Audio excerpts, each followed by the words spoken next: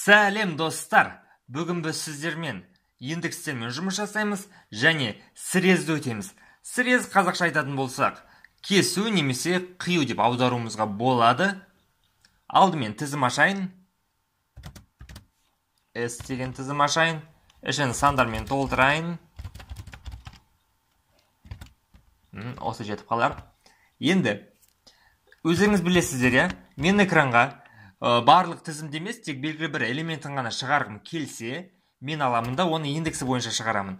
Мысалы, 3-ті шығарайық. 3 ол екінші орында тұр бізде. Қоссақ, оны білесіздер, алдыңғы сабақта өткен болатынбыз.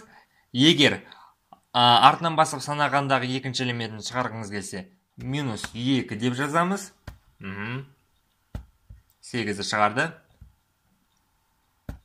Енді біз алайықта әрбір элементті жеке-жеке принт арқылы шығарайық. Алдымен for циклмен шығарып көрсетейін. I in S print S I дейміз. Мінеки, жеке-жеке шықты әрбір элементі.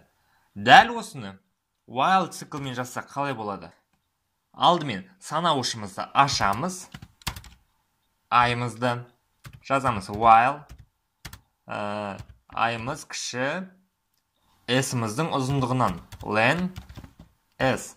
Len S-мыз бізде 1, 2, 3, 4, 5, 7-ге тең.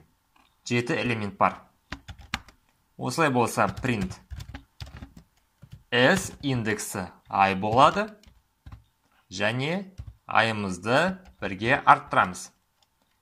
Қоссақ, мінеки. Шықты. Енді осы элементтерімізді әзірге өшіре тұрайық. Тізімді енді қолданушы толтыратындай болсын. Оны қалай жазсақ болады екен?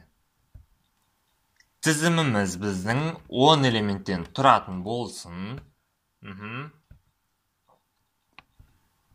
Қолданушыдан сұрайық. Алдымен input арқылы енгізсін. N тең болады int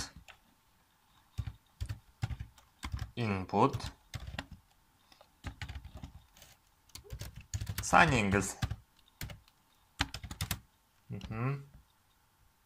Осы n-імізді аламыз да s-ке жазамыз. S нүкте append n дейміз.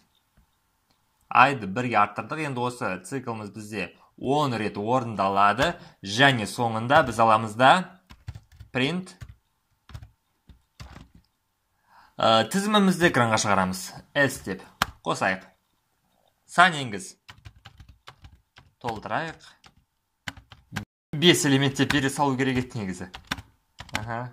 Міне. Басындағысы 2-ден басталды, соңы 4-пен аяқталды. Көріп тұрсыздар, бізде тізім пайда болды. Осылай қолданушы да тізімді өз қолымен енгізе алады. Ары қарай кеттік. Осы тізіміміз енді бізде мұнда қоя салайын. Осындай тізім бар делік. Енді біз алайықта осының ішінен ең үлкен элементті тауып алайық. Оны табу үшін Python'да мынандай керемет бір әдіс бар. Max дейсіз дағы ішіне тізімнің атауын бере саласыз. Сонда 9 екен бізде ең үлкені. Мін тұр 9-ымыз. Енді бұны Max-сыз шығарайық. Max-ты қолданбай шығарып көрейік. Ол үшін Max деген атауды өзіміз ашуымыз керек. Бұны қолдануға болмайды екен, сондықтан 2x қоя салайын. Бастапқы мәні S-тің бірінші элементіне тең.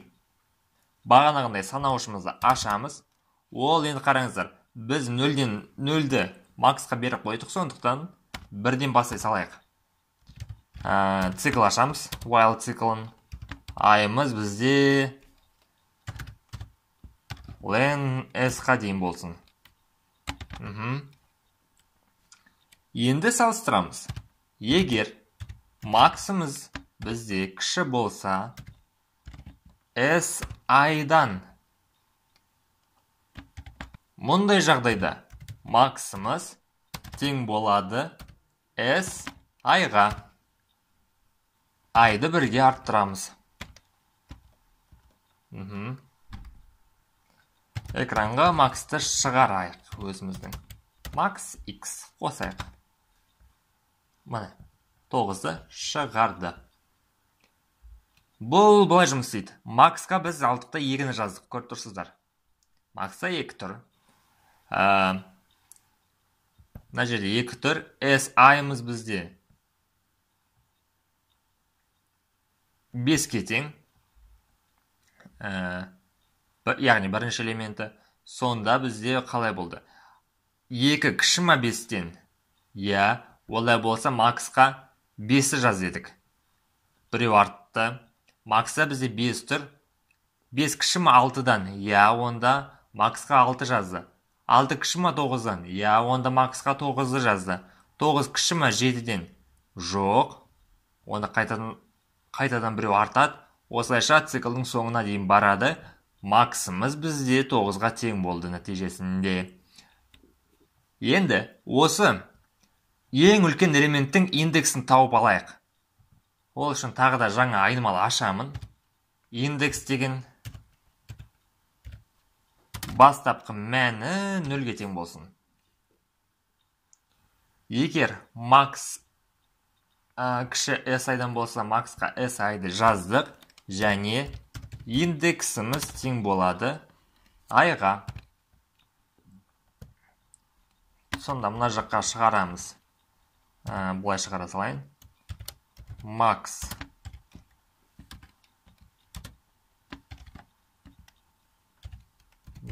X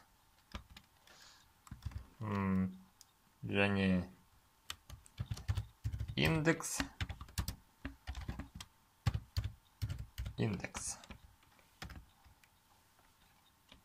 алдымен тізімді экранға шығарайын. Қосайық. Міне, максимум бізде 9, оның индексі 3 екен бізде. Керемет. Енді мына тізімдегі жұп орнында тұрған ғана элементтерді экранға шығарайық. Ол бізде 2, 6, 7 деген элементтер. Яғни 0-ші, 2-ші, 4-ші орында тұрғандарды. Мұны шығару үшін қайтадан while циклын қолдана салайын. Санауышымыздың бастапқы мәні 0-ге тең. Цикл ашамыз. While I кіші len s.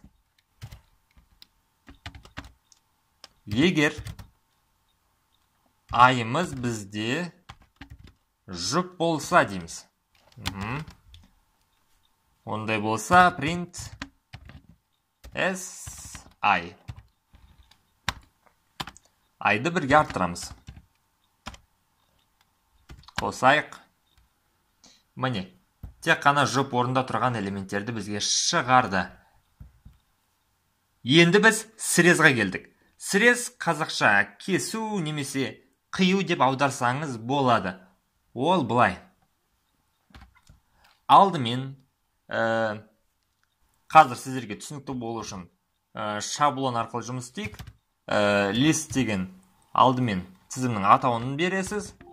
Және мұнда бастапқы мәні start, қос нүкте соңғы мәні, және адым саны, яғни шаг. Бастапқы мәні, яғни start, ол қалыпты жағдайда 0-ге тең. Стоп болса, мына тізімнің ұзындығына тең. Адым саны болса 1-ге тең. Бұны да комментарийға қоя салайын. Қате бермеуі үшін. Енді экранға шығарып көрейік. Print. Тізімнің атауын жазамыз алдымен. Тік жақша қоямыз. Егер біз қос нүкте қоя салып шығаратын болсақ, өзіміздің тізімімізді қайтадан шығарып бере салды. Яғни 0-ден бастап соңына дейін шығарып берді. Бір адыммен. Мұны 6-дан бастап шығарсын дейік. Онда 2-ден бастап деп көрсетеміз.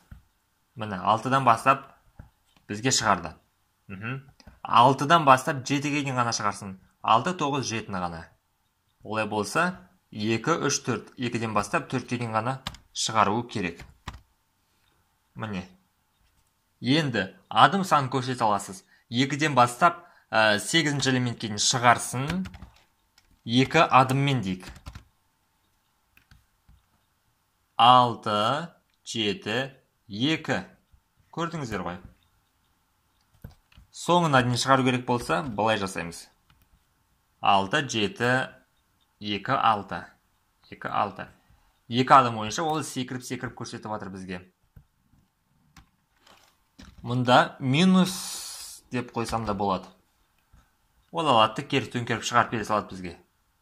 Ал егер минус 1 деп жазатын болсам, барлық тізімді алады да кері ретпен реверс, яғни төңкеріп шығарып береді бізге. Кескіштер енді осылай қолданылады бізде, достар.